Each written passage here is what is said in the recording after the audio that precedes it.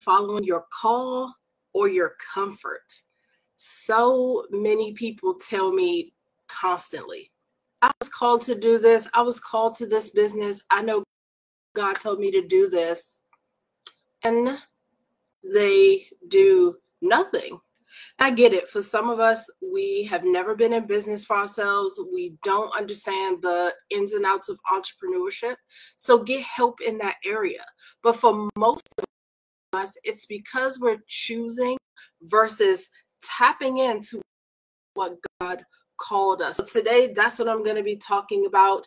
This is Win the Day. I'm Tanika D'Souza, the 100K challenge chick, and my objective is to challenge you, women entrepreneurs, to your first 100K in business revenue. I've been talking about why that's important, but to me, this is like the biggest part of it is you feel called. I'm not asking you to do something to make money. I'm not convincing you to change your lifestyle. You're called to this thing, right? So what should you be doing if you feel called? I'm going to share with you guys a bit of the story of Jesus finding his disciples, and specifically the fishermen, and what they were doing and how you can apply that to your own life. So ultimately, if you're listening to this and you are called to entrepreneurship, great. I want you to listen to this and see what it means for you as an entrepreneur. If you're not called to entrepreneurship, not everybody is, I still want you to understand it is imperative that you start doing the things that God called you to do. Leave the comfort, leave the conveniences, okay? It is ultimately worth it to do what you were called to do. So let's jump into story.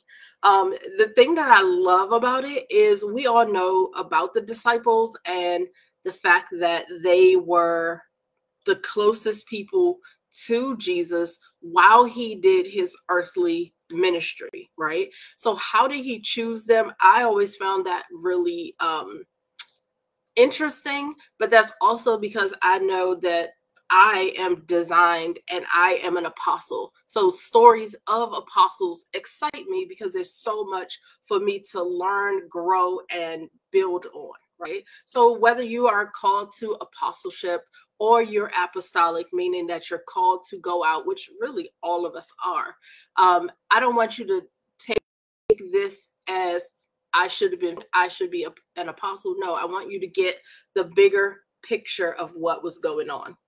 So here it is. Jesus goes out. He is recruiting his disciples that are fishermen, and the fishermen come in, and Jesus tells them to go out and cast their nets again, right? So they've already been out at the water. They've already been fishing. They didn't have a lot of success. So they feel like, I already know what's out there. Why would you send me back somewhere that I just came, right? So they doubted. However, they obeyed, right? So this is how this looks in real life. We go out, we try to do something, and to be honest with you, a lot of things that people tell me they've attempted to do, I can clearly see why it didn't work. But they don't know that. Like, they don't know, oh, well, I put a post out every day on social media. Like, people aren't calling me, or they don't want my services. I'm like, yeah, but you didn't make it really obvious how to book you. You gave them no call to action. You don't have clear links. They don't know how to buy. So even if they heard you and wanted to do something, you made it impossible. So there's a lot that Jesus was able to see because he was on the outside of their situation, outside of the fact that he's the Heavenly Father, know all and all of that, right? Let's take that part out. Let's take in, he was able to observe what they did and give practical advice on what they should do next so that they could be the success, right? So they doubted. They said, yeah, we've been out there. And for any of you who've ever been fishing, there's certain times that you fish. There's certain places that you go. And so these are fishermen. These aren't just, oh, let me try this for the first time. They know what they're doing. They have a skill set. And Jesus says, go out and cast your nets again. I mean, at the end of the day, what do you have to lose? What do you have to lose with obeying with what God told you to do? Even if you feel like, I already know this isn't the way, right? What did they have? So they went out, ultimately they obeyed, and they reaped a harvest that overfilled 2 boats, right? More than they could comprehend. They were so grateful. Now, I want you to think about this, and I have 5 things that I want to share with you from this story that I hope you can grasp. 1, they were already working in the area they wanted God to bless them. So many of you are scared. You're stuck in your comfort zone. You do everything out of convenience to walk in your call because you're too afraid that you're not going to do it well. You're going to embarrass yourself. But in this case, these were fishermen. They weren't having the most success, but they were working in the area that God called them to. Therefore, when he showed up to the very place that he had asked them to be, he was able to bless them. So most of you are going to miss your blessing because you're nowhere near where God called you to be. He can't bless me as a business coach if I don't step out there, establish myself as a business coach, even if I say, okay, God, where are the clients? I had to be in the proper position. So that's the first thing. Are you even in the right place? The right industry? Are you doing the things that God called you to do? Are you working in that area? No. And I want to challenge you on that. Why not? Why not? Number 2, they voiced their concern, but they followed God's direction anyway. For a lot of you, you feel like, well, I don't know and I don't this. Voice your concern. God created a relationship with us. We are able to pray. We are able to ask for his help. We are able to seek his guidance. We have the Holy Spirit to guide us. There's no reason why you can't express how you're feeling. You're a person, right? Put us in these human bodies. We have emotion. We have feeling. However, we should just and still continue to do what we were directed and called to do. So number 2, for a lot of us, our emotions to take over versus understanding the emotion is just one part, and to continue to do what I'm called to do despite the emotion, because these guys could have gone out in the water, been so pissed off. They have families. They didn't have family, but they could have had people that were dependent on these fish to come in, and they weren't able to do it. And they could have just, you know what, I'm tired of being a fisherman. I'm not going out there another day. Instead, they voiced their concern. We've already been out there. Why are you sending us back? And he said, go and cast your net again. And they did it. They put the feelings aside to do what God called them to do. And a lot of you are proud of all the things that God called you to do, yet you don't do it.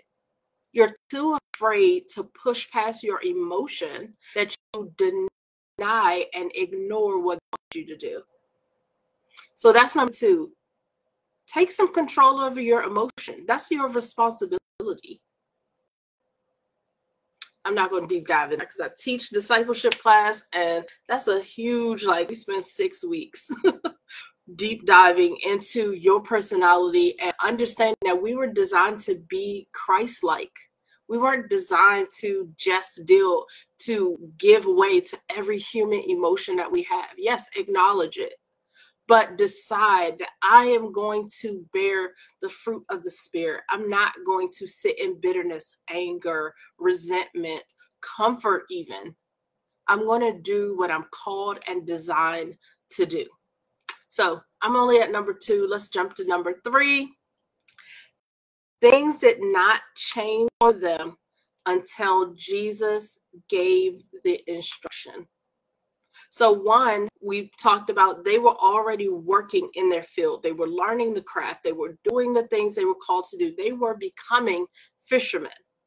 2, they voiced their concern, but they followed God's instruction, Jesus' instruction anyway.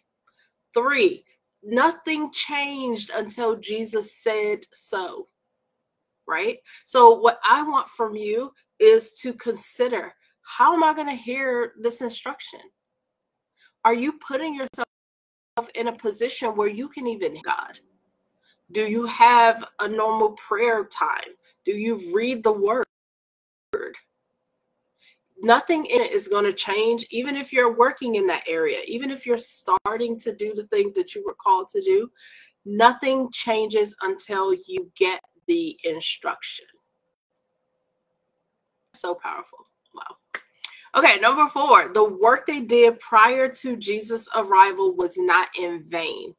They were learning, perfecting their craft so that when he was ready to bless them, they could handle it, and even had a backup plan for the overflow. In that story, they overfilled 2 boats. Experienced people know out with way more space than they need, because you never know when you're going to hit that overflow. You never know. So all the work they did prior to Jesus' instruction was not in vain. The thing that kind of spoke to me here is, it's likely that Jesus spoke to them in a fisherman's language. If you hadn't been out on the sea, if you didn't know certain things, there's no way you could have even understood the instruction, right? So we were excited in point number 3 about things changed when Jesus gave the instruction, when he was ready to bless them. But 2, they had already put in the work so that they understood the instruction. I said it to you guys simply, and the Bible also reads it pretty simply, that he told them to cast their nets a second time. Well, do you actually know what it means to cast your net? I mean, I do a little bit because I understand fishing, but they understood a lot more than just this. And the instructions were likely a little more detailed and a little more, I'm going to say, fisherman language, right? So we got like the dumbed down version, but they were able to understand because they were already working in their craft. You, on the other hand, want to sit in your comfort, continue doing things that you know you were not called to do. And then you are surprised when you don't understand what's going on in the very industry you're called to. I know I'm called to business and life coaching. While doing this, I am literally using so many skills that I have acquired in my life. I have been an entrepreneur for 14 years. My degrees are in counseling psychology. I am an ordained pastor. Like literally, my life has lined up to this very moment. This is my thing that I'm called to do. But all along the way, I acquired the skill. I acquired things that are helping me today. None of that stuff is in vain. None of it. So I can't look back and say, oh, I wish I'd never had those degrees because I had student loans for forever. That was such a waste. It wasn't a waste. I learned. I have connections beyond I don't know what because of that degree. Nothing you're doing, if you're following the plan that God has for you, none of it is in vain. None of it. Right? And you're learning, like, for example, as a business and life coach, I understand how to work with people. I understand what the telltale signs are of when they're scared, when they're nervous. I know how to deal with the obstacles because I have the training for it. I have the experience for it. So I don't get flustered if a client doesn't show up. I know they're working through their own stuff. I don't take that personally. That's not about me. Right? But I had to learn that. The very first time a client didn't show up for me was in counseling. I worked with depressed people. They wouldn't even open the door. I drove to you to do in-home therapy and you didn't open the door. I was nervous to tell my supervisor that.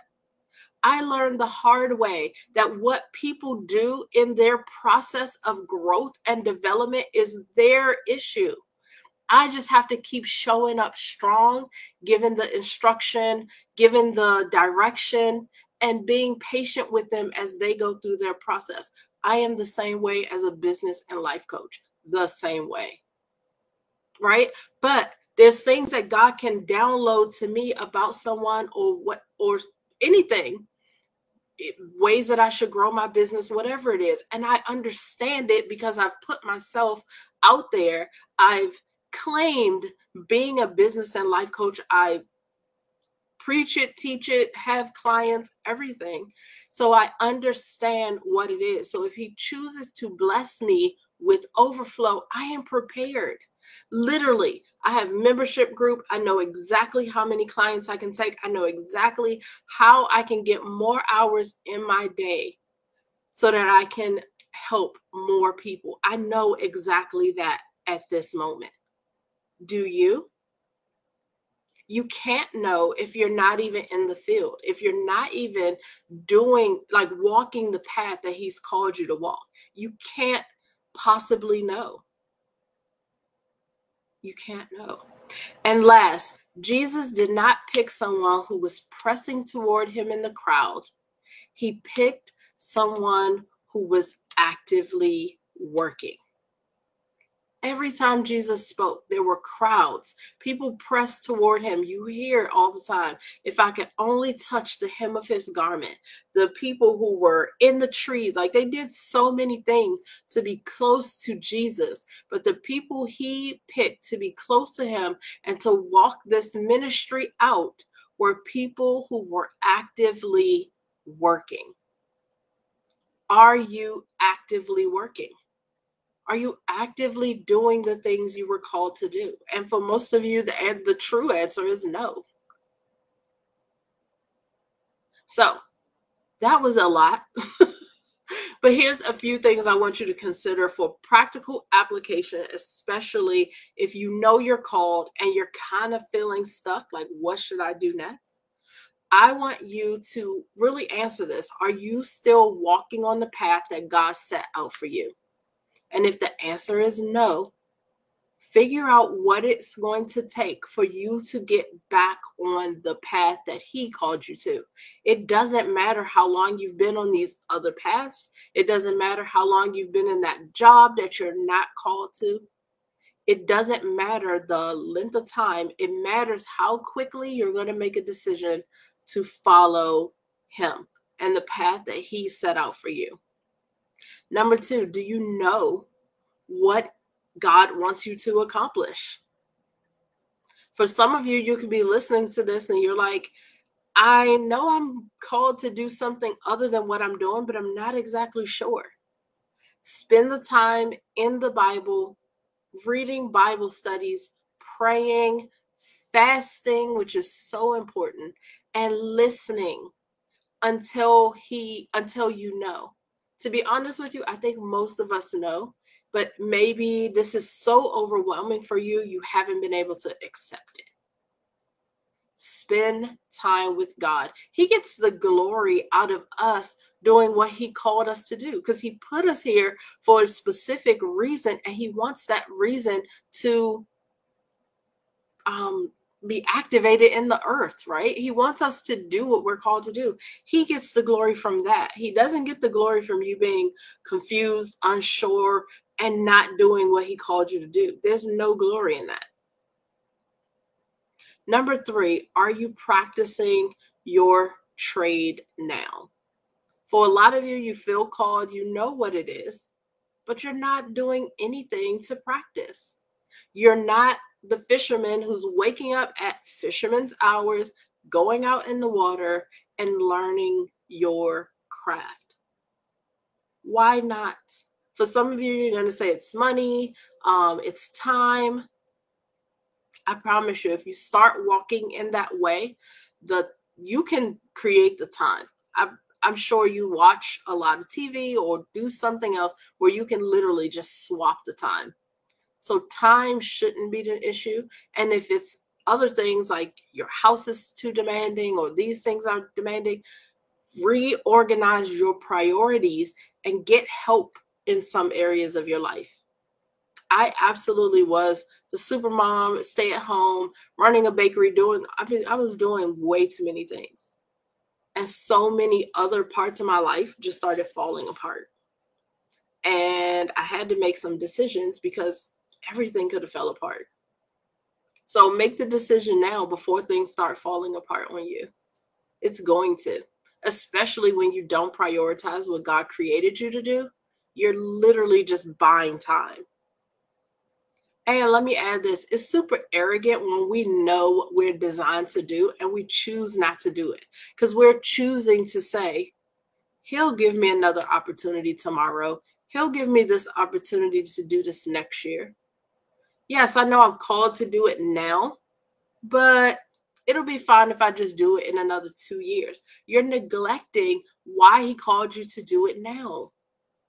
If I didn't show up as a business coach, y'all have no idea, right? Y'all have no idea the stories and things like that. It's because I don't share a lot of stuff from my clients because there's confidentiality between us.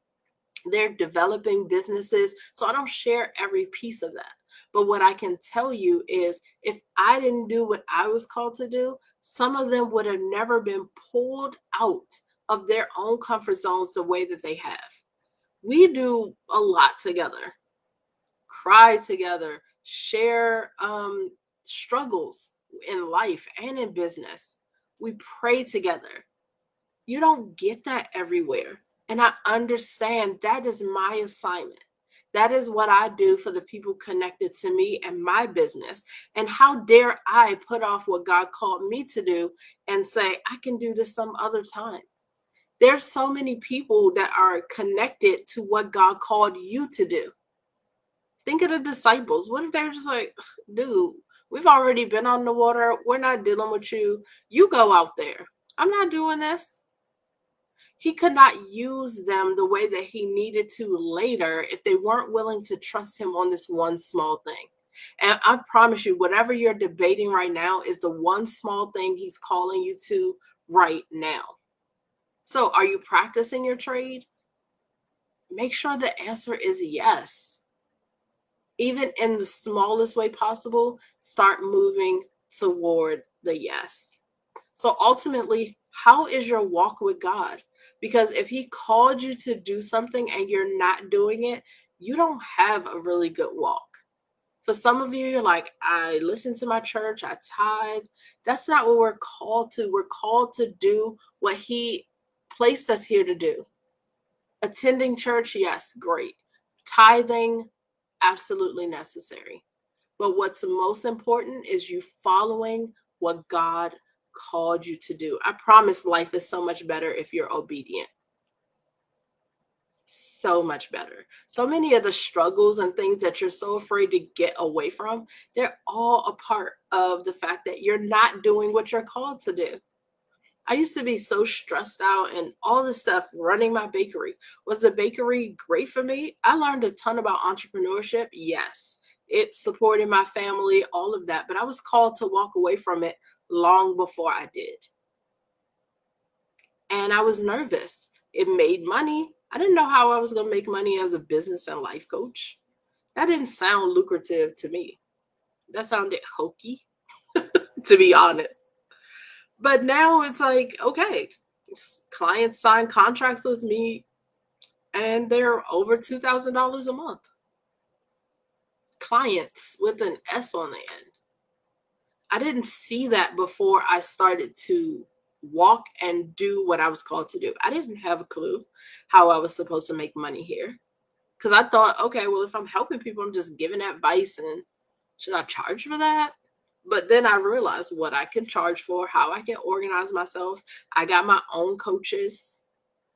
So start taking the steps. You don't have to know exactly how this is going to work out. The fisherman didn't say, tell me again why I need to go back out and cast my nets.